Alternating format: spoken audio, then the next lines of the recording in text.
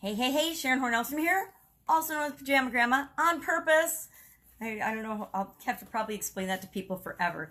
But today I want to talk about rotten apples. Yep, rotten fruit, rotten vegetables, rotten apples, rotten people. Because sometimes one rotten apple can spoil the whole barrel.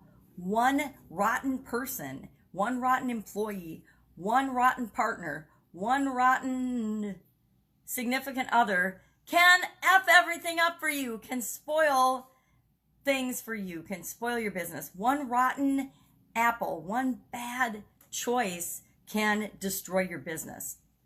And you might think I'm being extremist in this, but now in this day and age of social media, everybody's got a cell phone. You know, it's a real possibility. It's a real, not a real threat. It's a real thing that we need to pay attention to and, you know, protect ourselves from, ensure that we're not going to have something happen to us and or our business, the businesses that we're working so hard to grow, be destroyed. You know, this expression, of course, comes from the mid-1500s.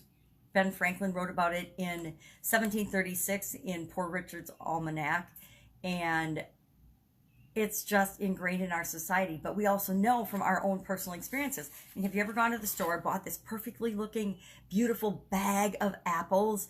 On the top, they look yummy, they look delicious. You set it on the counter, a couple days later, you go to grab an apple, and it's rotten. The beautiful ones on the top are rotten because there was a rotten one in the bottom of the bag, and it spread through and destroyed all of the rest of the apples. Happens with like all kinds of fruit, all kinds of vegetables, but it also happens in our experiences and in our lives.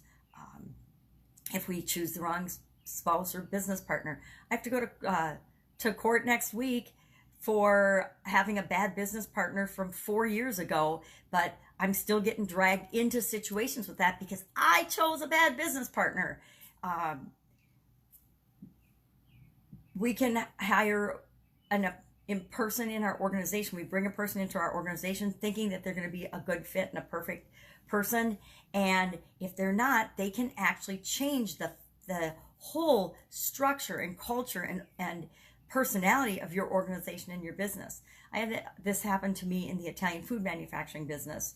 Hiring got a little tougher in our area, and I hired an individual who came to work for my company, and he was not a great person, and he started this whole, you know, not showing up for work, not calling, not showing for work. And I had, you know, in my 30 years of running that business, I had never had anyone not call or not show up for work, just didn't show up for work. Well, it turns out that he had a drug habit and didn't last very long, but that is why he didn't call and didn't show.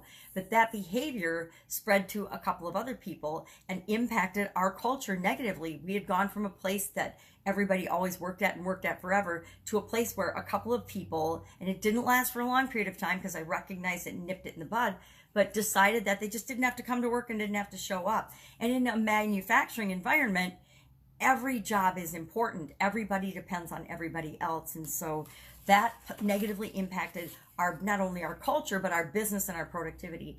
And I think that's probably why I noticed it and took care of it right away. But it was a prime example of how easy it is for one person to make massive changes from the inside of your organization out, and you don't even realize it. So do you have any rotten apples that have snuck into your life?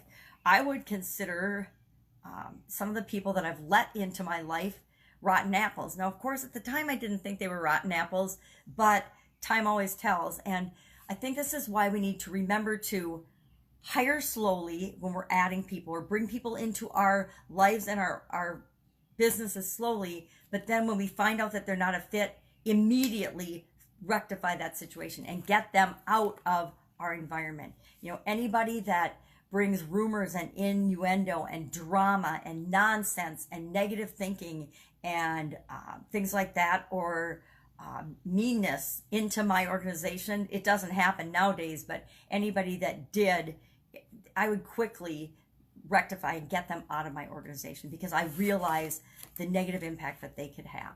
So just, you know, take a little scour of your organization and of yourself and your own behavior and ask yourself, am I sometimes behaving like a rotten apple? And if you are, guess what? You can fix that.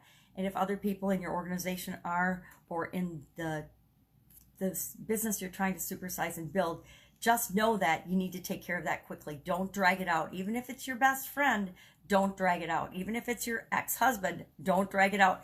Cut that stem off, get rid of those weeds, and grow the business that you want to grow. Create the change that you want to see in the world.